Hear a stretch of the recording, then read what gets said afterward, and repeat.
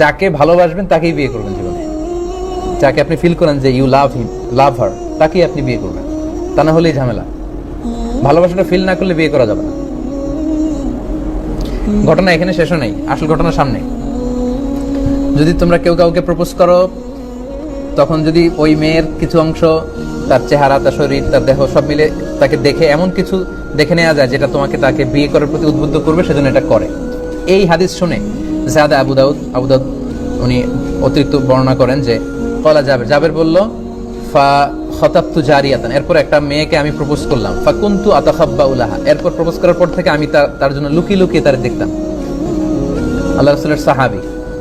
হাত্তা রাআইতু মিনহা, এরপর আমি তার এমন কিছু দেখে নিলাম, মা দাআনি ইলা নিকাহিহা, যেটা তাকে বিয়ে করার জন্য আমাকে পাগল পারা করে দিল। মানে আমার খুব মন চাচ্ছে আমি তাকে বিয়ে করি। ফাতাজাওয়াজতুহা, অতঃপর আমি তাকে বিয়ে করলাম।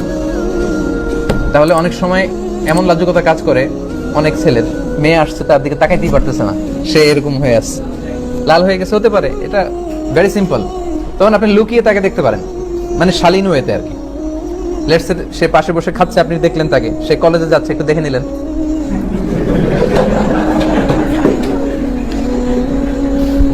Don't take this otherwise.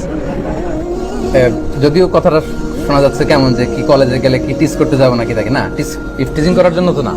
সেটা হচ্ছে আপনি তাকে বিয়ে করবেন, এজন্য তাকে দেখে নেয়া, সে যাচ্ছে, হাঁটতেছে, কথা বলতেছে, হ্যাঁ, তার কথা বলা, তার চাল চলনটা আপনি দেখে নেবেন। এমন কিছু দেখে নেবেন যাতে করে তার প্রতি আপনার ফিলিংস তৈরি হয় এবং ভালোবাসতে উদ্বুদ্ধ হন এবং বিয়ে করতে আপনি ডিসাইড করতে পারেন।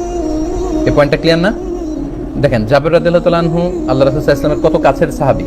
উনি এই হাদিস থেকে এরকমই বুঝেছেন যে আমি যেহেতু কাছে যে দেখতে পারেন, আমি দূর থেকে তাকে লুকিয়ে লুকিয়ে অনেকবার দেখে ভালো লাগছে, পরে বিয়ে করছি। আচ্ছা, তার মানে প্রমাণ করে দেখে নেয়া, পরিচিত হয়ে নেয়া, আইস ব্রেকিং করা, এটা সুন্নাত। তবে অফকোর্স প্রিয় ভাইরা, আমার আলোচনা মিস ইন্টারপ্রেট করা যাবে না। এটা শুধুমাত্র আপনি বিয়ে করতে চান তাকে, এজন্য আপনি ডিসিশন নিতে পারতেছেন।